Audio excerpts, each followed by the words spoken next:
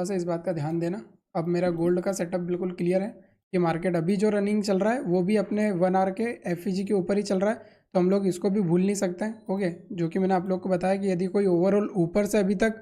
Gold को cell करता हुआ आ रहा है तो अपना जो प्रॉफिट है वो यहाँ पर ट्रेल कर सकते हो, ठीक है, ब्रेक इवन लगा सकते हो या फिर पार्शियल प्रॉफिट बुक कर सकते हो। थर्ड कन्फर्मेशन ये होती है कि यदि इस तरीके के कुछ भी ट्रेड आपके मार्केट में चल रहे हो तो उस कंडीशन में आप लोग को क्या करना होता है कि सपोज करो आप लोगों ने ऊपर से 0.10 क्वांटिटी में, बहुत छोटे एग्जांपल के साथ बता रहा हूँ, ओके, या सपोज करो कि आपने एक लॉट ऊपर से सेल करा है। जैसे ही आप लोगों को लगता है कि मार्केट एक ऐसे जोन पर आ गया जहाँ से मार्केट आपको रिवर्सल दे सकता है, तो वहाँ पर आप लोग को क्या करना है, 50% या 70% जो आपकी क्वांटिटीज होती है उसको बुक कर लेना है। ओके, यहाँ पर 70% क्वांटिटी बुक इसलिए करना है क्योंकि मार्केट का जो ट्रेंड है वो ऊपर की तरफ का है। ओके, और यदि मार्केट के ट्रेंड जब ऊपर की तरफ के होते हैं तो हमको क्या करना होता है ना कि मैक्सिमम जो हमारा प्रॉफिट होता है उसको जो हम लोगों ने अभी ये जो सेल हमारा बन रहा है, ये सेल हमारा काउंटर ट्रेंड में बन रहा है। ओके, ये जो सेलिंग आ रही है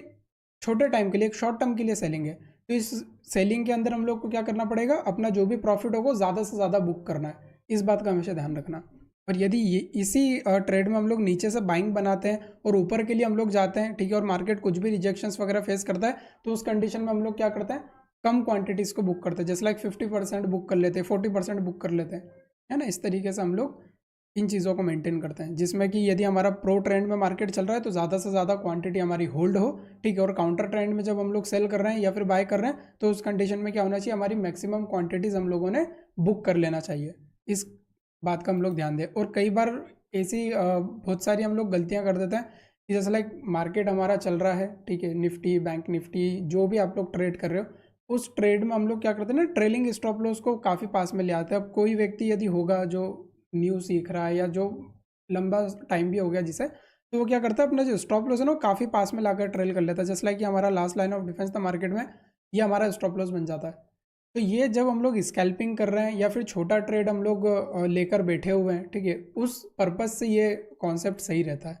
बट जब आप लोगों के जो भी एक डायरेक्शन हो, एक बड़ा डायरेक्शन आप लोग लेकर बैठे हो, ठीक है, जैसे हमारा ये जो ट्रेड है काफ़ी बड़ा ट्रेड है, ठीक है, 25 यहाँ पर हमको पॉइंट मिल रहा है, मतलब 250 पिप्स का ही हमारा ट्रेड होने वाला है। तो इस ट्रेड में हम लोग को करना क्या है, इस ट्रेड में हमारा जो भी प्रॉफिट होगा ना वो हम लोग ब्रेक इवन पर रखने वाले हैं,